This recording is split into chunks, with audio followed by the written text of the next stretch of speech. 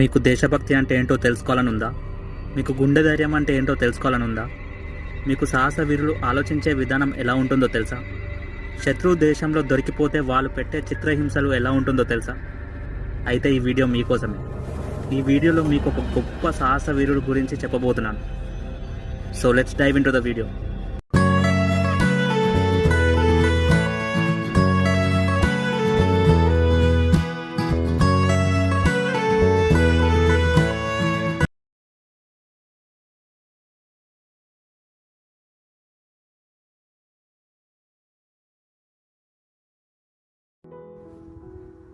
నేను ఏప్రిల్ 11, 1952 భారతదేశం పాకిస్తాన్ సరిహద్దుకు సమీపంలో ఉన్న రాజస్థానీ పట్నం శ్రీ గంగానగర్లో జన్మించాను. నేను 1965 మరియు 1971లో జరిగిన ఇండో పాకిస్తాన్ యుద్ధాల నేపథ్యంలో పెరిగాను. నేను చదువుకున్న కాలేజ్ పేరు ఎస్టీ బిహానీ కాలేజ్. నేను చిన్నప్పటి నుండి ఆకర్షణీయ విద్యార్థిని. నాకు నాటకాలు మరియు మిమిక్రీ అంటే చాలా ఇష్టం. చిన్నప్పటి నుంచి నాకు నటన అంటే చాలా ఇష్టం. మన భారతదేశంలో ఒక గొప్ప నటుడు అవ్వాలని నా ఆశయం. కానీ దానికంటే ముందు మన భారతదేశం కోసం ఏదైనా ఒక గొప్ప పని చేయాలని ఎప్పటినుంచో నా కోరిక. ఎందుకంటే నా దేశమే నా మొదటి ప్రాధాన్యత.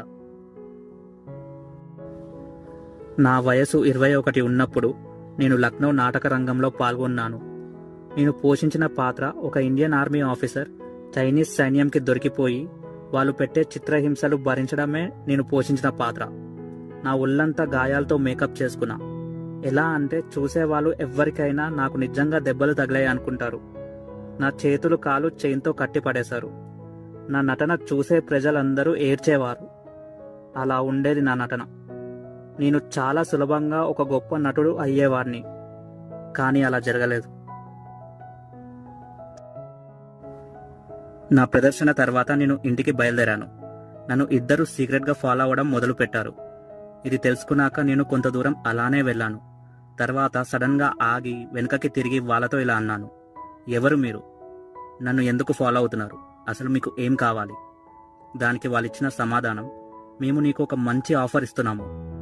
నీకు సినిమా హీరో అవ్వాలని ఉందా, లేకపోతే మన దేశం కోసం రియల్ హీరో అవ్వాలని ఉందా? ప్లీజ్ చెప్పు అన్నారు. వాళ్ళు అడిగిన ప్రశ్న విని నేను ఆశ్చర్యపోయాను.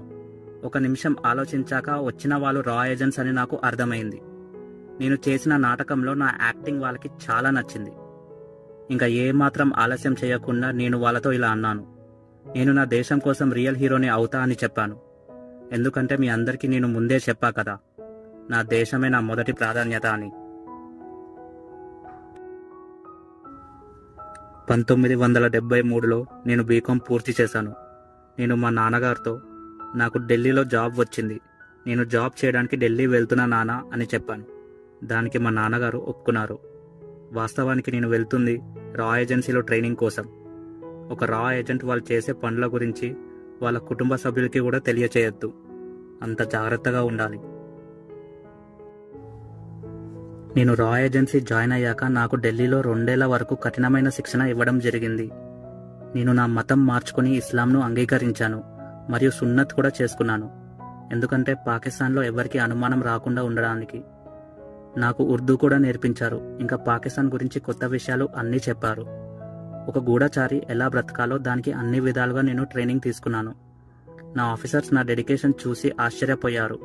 ఒక్కోసారి నన్ను వాళ్ళు గుర్తు కూడా పట్టలేకపోయారు. ఎవరైనా నన్ను చాలా ఈజీగా నమ్ముతారని నా అధికారులు చాలా ఖచ్చితంగా ఉన్నారు. నేను యాక్టింగ్ ఎలానో బాగా చేస్తాను కదా, అది నాకు ఇక్కడ పనికొచ్చింది. ఇంకా పాకిస్తాన్కి పంపే ముందు నన్ను కొన్ని డాక్యుమెంట్స్ మీద సంతకం పెట్టమన్నారు. ఆ డాక్యుమెంట్స్లో ఏముంది అంటే, ఒకవేళ నువ్వు పాకిస్తాన్లో దొరికిపోతే మన దేశం నుండి నీకు ఏమాత్రం సహాయం దొరకదు అని చెప్పారు. నేను అన్నిటికీ ఒప్పుకొని ఆ డాక్యుమెంట్స్ మీద అన్నిట్లో సంతకం పెట్టి పాకిస్తాన్ వెళ్ళడానికి సిద్ధమయ్యాను.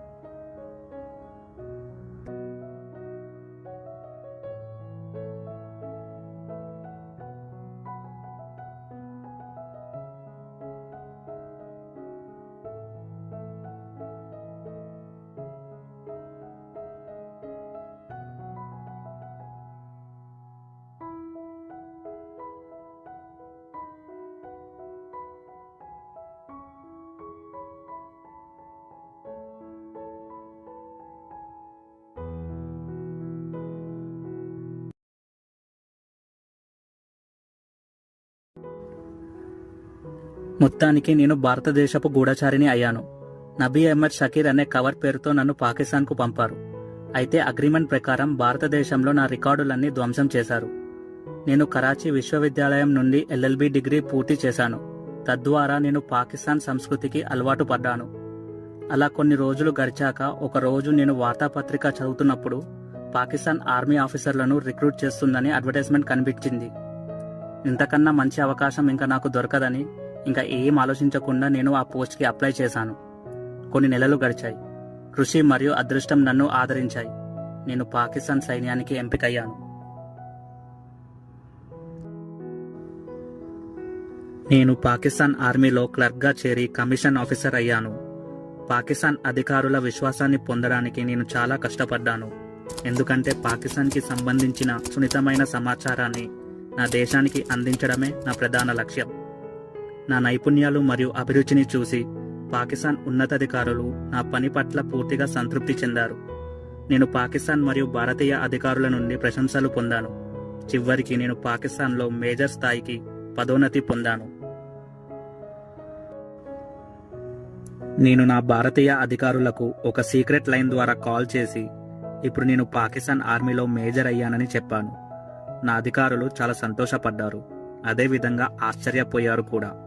ఎందుకంటే శత్రు దేశంలో మేజర్ స్థాయి వరకు ఎదగడం అంటే అది అసలు మామూలు విషయం కాదు. చావు ఎప్పుడు నా భుజం మీదనే ఉంటుంది. ఈ విషయం నేను నా మనసులో అనుకోకుండా ఏ రోజు గడపలేదు. నేను పాకిస్తాన్లో ఒక అమ్మాయిని ఇష్టపడి పెళ్లి కూడా చేసుకున్నాను. ఆమె పేరు అమానత్. ఆమె ఆర్మీ యూనిట్లో ఒక టైలర్ కూతురు. మా ఇద్దరికి ఒక బాబు కూడా పుట్టాడు. మేము అతనికి అరీబ్ అహ్మద్ ఖాన్ అని పేరు పెట్టాము.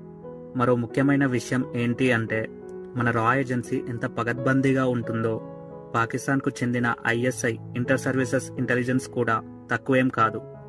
నేను పెళ్లి చేసుకోకపోతే వాళ్ళు లోతుగా దర్యాప్తు చేస్తే నేను పట్టుబడే అవకాశాలు ఉన్నాయి కాబట్టి సురక్షితంగా ఉండడానికి ఆమెను వివాహం చేసుకున్నాను. నాకు వేరే దారి కూడా లేదు.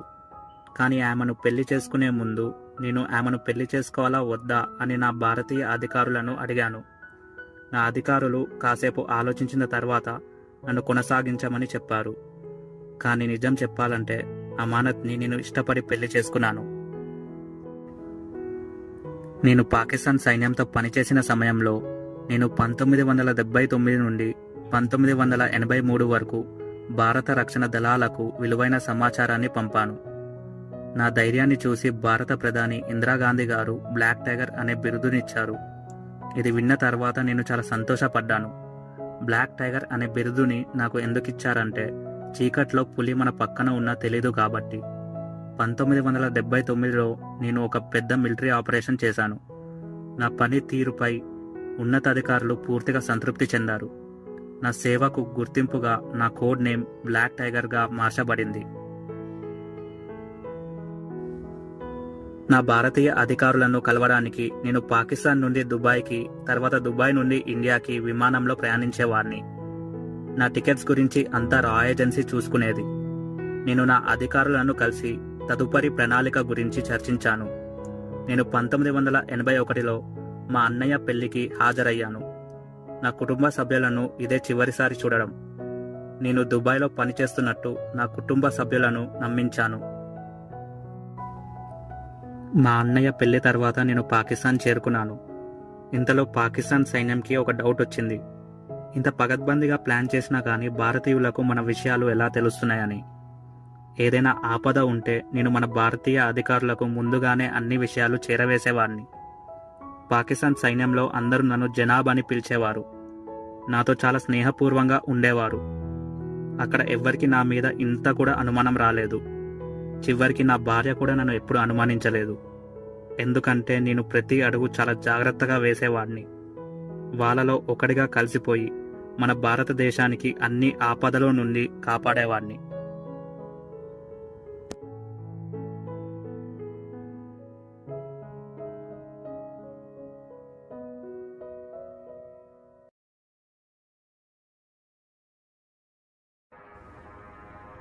నా జీవితం ఇక్కడి వరకు బాగానే కొనసాగింది. కానీ 1983లో మన రా ఏజెన్సీ ఒక పెద్ద తప్పు చేసింది. అది ఏంటి అంటే 1983లో నన్ను కలవడానికి ఇనాయత్ మసిహా అనే ఒక సీక్రెట్ ఏజెంట్ని పంపింది.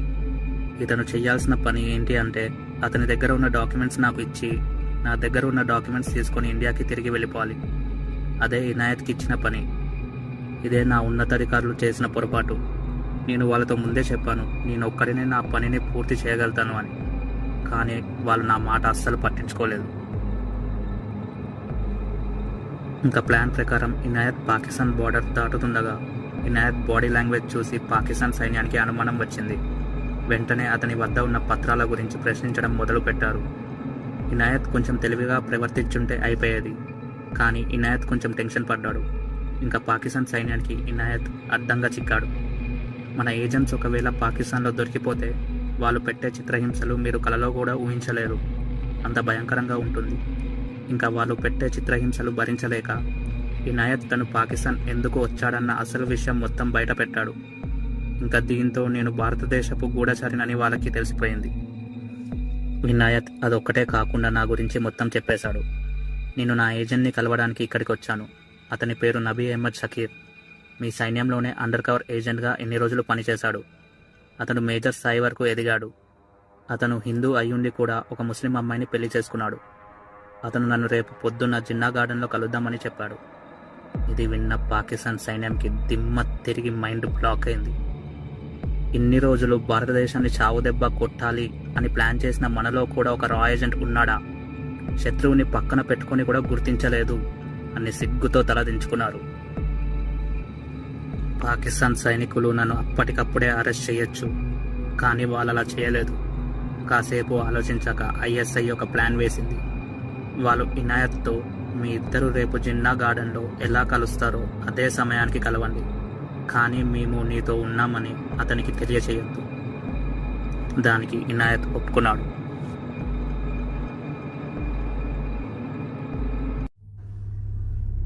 ఆ రోజు శుక్రవారం మరియు పార్క్ చాలా నిశ్శబ్దంగా ఉంది. పాకిస్తాన్ ఐఎస్ఐ నన్ను పట్టుకోవడానికి ముందుగానే అక్కడికి వచ్చి చెట్ల వెనకాల దాచుకున్నారు. వాళ్ళు వేసిన ట్రాప్ గురించి నాకు ఏమాత్రం తెలియదు.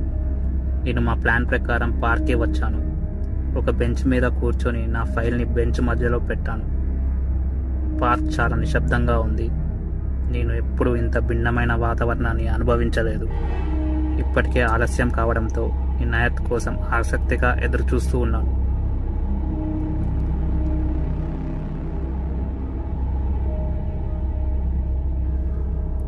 మొత్తానికి ఇనాయత్ పార్క్కి వచ్చాడు. అతను నా ఫైల్ తీసుకొని అతని ఫైల్ని బెంచ్ మీద పెట్టాడు. నేను ఆ ఫైల్ని నా చేతిలోకి తీసుకున్నాను. అదే ఆకాశం కింద నా ఆఖరి ఊపిరి. సడన్గా ఐఎస్ఐ ఏజెంట్స్ నా వైపు ఉరికి రావడం నేను గమనించాను. నాకు ఏం చేయాలో అర్థం కాలేదు. నా ఆట ఇక్కడితో ముగిసిందని నాకు అర్థమైంది. నన్ను 4 వైపుల నుండి చుట్టుముట్టారు. తర్వాత గూఢచార్యం ఆరోపణలపై వెంటనే నన్ను అరెస్ట్ చేశారు.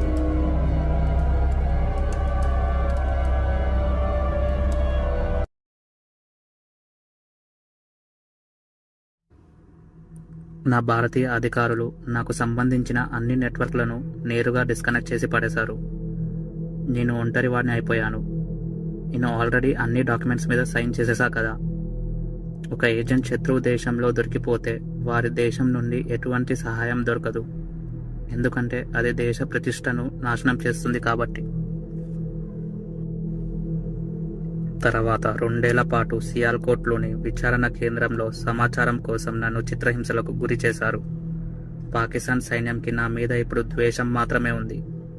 6 సంవత్సరాల పాటు పాకిస్తాన్ సైన్యాన్ని మోసం చేసినందుకు నాపై అన్ని హింస పద్ధతులను ప్రయోగించారు. వాళ్ళు నాకు పాడైపోయిన ఆహారం ఇచ్చేవారు. నేను దాన్ని ఎలా తిన్నానో నాకే తెలియదు. నాకు ఎలాంటి ఆప్షన్ ఇవ్వలేదు. నేను కొన్నిసార్లు నిర్లక్ష్యం చేసినప్పుడు వాళ్ళు నన్ను ఆ ఆహారాన్ని బలవంతంగా నాతో తినిపించేవారు.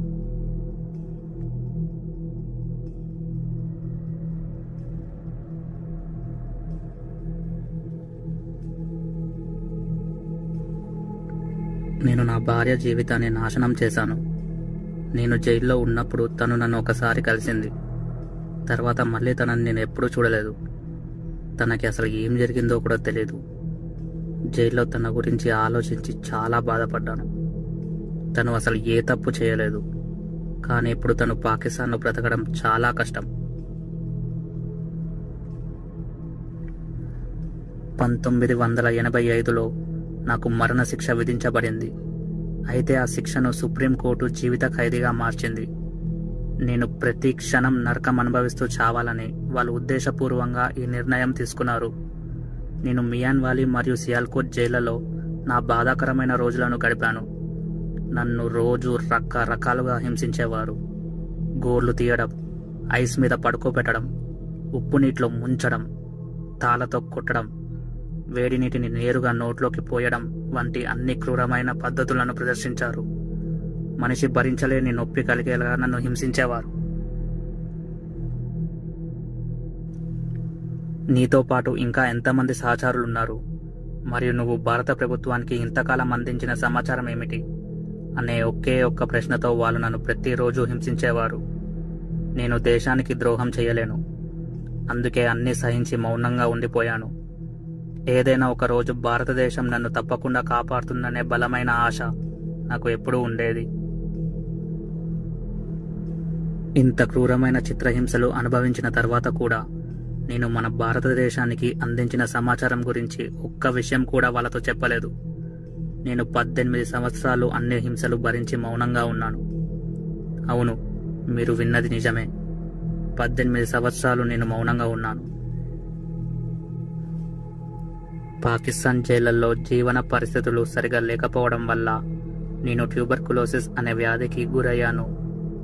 అది తర్వాత ప్రాణాంతకంగా మారింది. మెల్లగా నేను భారత ప్రభుత్వంపై ఆశ కోల్పోయాను. నేను భారతదేశంలో చనిపోవాలనుకున్నాను, కానీ అది నా విధిలో లేదు అని నాకు అర్థమైంది. చివరిగా నేను నవంబర్ 2001లో పాకిస్తాన్లోని మియాన్ వాలీ సెంట్రల్ జైల్లో ఈ లోకాన్ని విడిచిపెట్టాను. ఈ జైలు వెనక పాకిస్తాన్ అధికారులు నన్ను పాతిపెట్టారు. ఇతర భారతీయ ఏజెంట్ చేసిన తప్పు వల్ల నేను క్రూరమైన హింసను అనుభవించాల్సి వచ్చింది. అది నా విధి. ఇంతకీ నా పేరు చెప్పలేదు కదూ. రవీంద్ర కౌశిక్ నా పేరు.